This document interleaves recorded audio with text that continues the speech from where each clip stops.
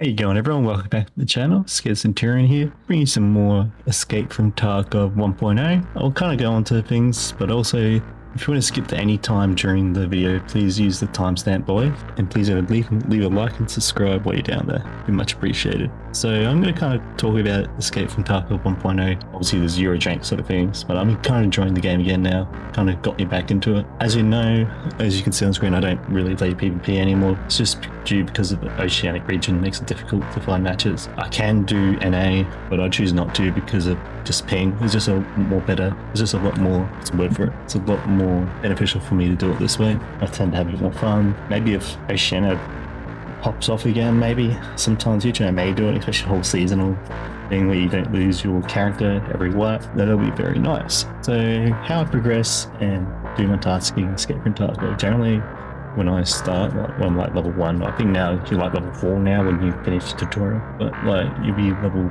4 and you'll kind of like go through the paces of like unlocking things. So we'll kind of like give you like a storyline now to progress you and unlock areas. Lighthouses paying the ass to unlock, you pay 20k just to get your second last map, excluding Tenor. But as I progress through and I knock out all the main stuff, then once I unlock all the maps, then I start like doing my usual thing, grinding, doing woods runs. Woods runs pretty good for NATO as long as the goons are not around. I'll get into the goons later, and bosses.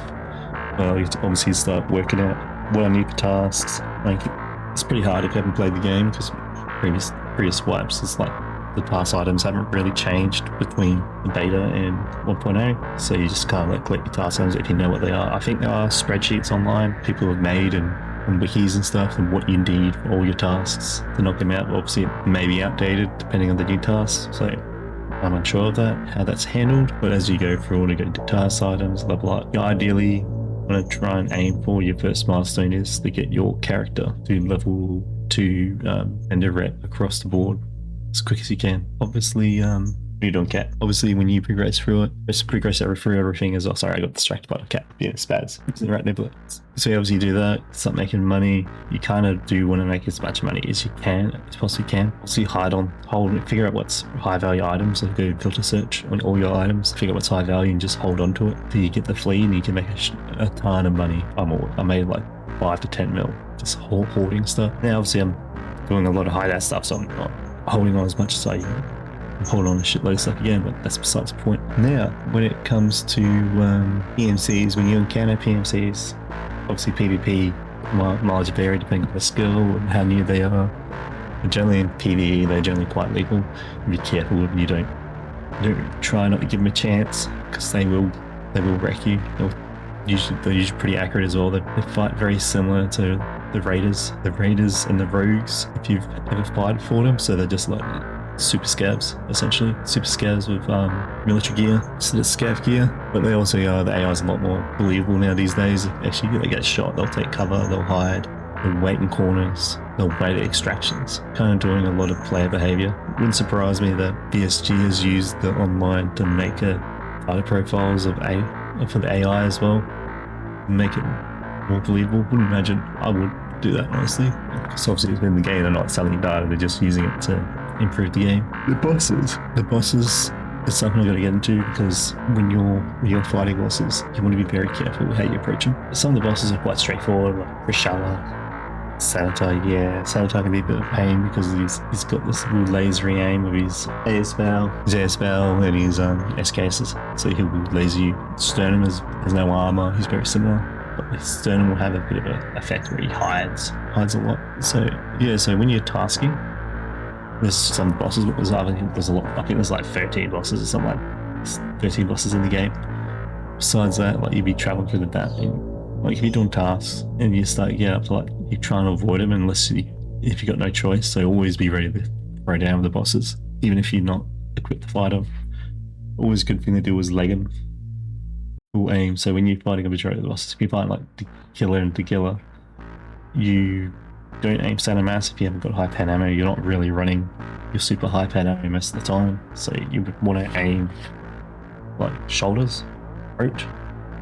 Well, the killer is a bit harder because he's usually got groin protection, So you just go for like legs or something like that. Because I noticed when you leg them, they will take off. If you damage a leg enough, they'll take off and they'll try and heal. Obviously, if you got a vector or something like that, you can just vector with hard shock. You can just like delete their leg and you'll pretty much kill them. One mag, 1 or 2 mags, just spray them, empty the mag, take cover, reload, do it again.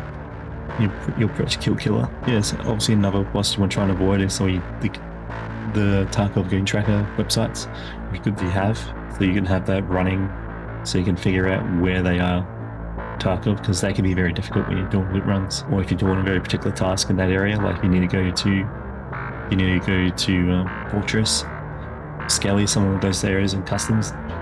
Then you don't really want to see it in customs because it almost seems like in PvE. I don't know PvP, but PvE in particular, it seems like they've got a very high spawn rate. And it can be very hard to avoid. So you're trying to avoid fighting them because you're going to have frustrations fighting them. Obviously, like goons are really OP. They would just gravitate to the player or the ever PMC AI on the map. They'll just key their way there to fight them. Kind of annoying. So they're really hard to fight solo. You don't want to really fight the goons solo unless you're really ready and set up for it. If they can't let them come to you, you always get the boss to fight on your terms, don't fight on theirs, because you'll most likely lose. And thing I'm going to put out there as well, if you're trying to survive, you have better profit returns if you're trying to survive most of the time.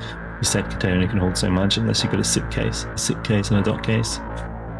So even if it's like, if you found a raid start, once you see it's safe container, you die, you lose everything anyway, so it's kind of lost at that point. You want to play smart, like if your cat's in a spastic mood, you stop. So you're gonna have to obviously like do more, sorry, lost the train of thought because cats have been spastics. So when you're playing as well, you want to try and play more spy, especially if you've got a teammate, like you see Dre, mate that plays them, he's covering back a fair bit a lot of times. You gotta act like you got no help.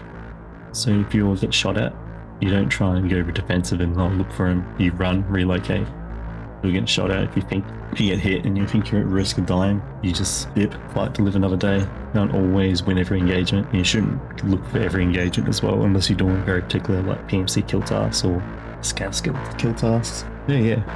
That's all I got to say about my experiences and what I've kind of like made a very broad explanation of the game, what I've been finding and what I remember. And also another thing as well, more channel related stuff. I'm thinking about a channel rebrand, and my shorts for Tarkov has done quite well, more than I was expecting. I'm getting a lot of dislikes on them. I don't, for some reason. When people, like one was like 43% dislikes. Oh, okay. You're right. So I've noticed a lot of people do like watching Tarkov because it is more of a high skill threshold game. It is harder to get into because how punishing it is, because it's like down to the milliseconds and you're like the worst. It's like obviously you can get better and better. You get better and better at the game. It just takes more and more hours. So obviously like map learning and stuff like that, you'll get better at the game. So, and if you just leave me comments and stuff like that and just let me know how the videos are doing, because I would really like to know how my performance is doing instead of just like guessing half the time. If you got bad feedback or good feedback, I don't really care. As long as you just leave in the comments, I'll be happy with that. Thank you guys for watching, and I'll see you guys in the next one.